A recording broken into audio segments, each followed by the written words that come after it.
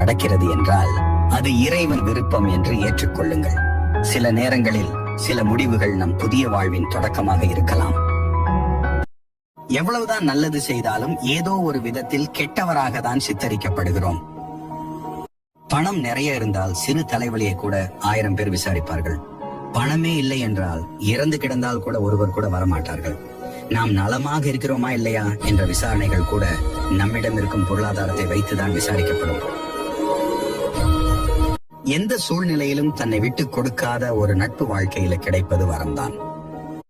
நிம்மதியான வாழ்க்கை என்பது ஓடி ஓடி சம்பாதிப்பதும் ஆடம்பர வாழ்க்கை வாழ்வதும் இல்லை. இருப்பதை வைத்து நோய் நொடி இல்லாமல் வாழ்வதுதான் நிம்மதியான வாழ்க்கை என்பதை நினைவில் கொள்ளுங்கள்.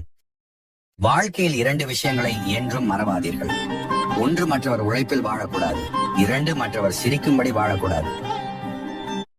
உங்கள் முயற்சி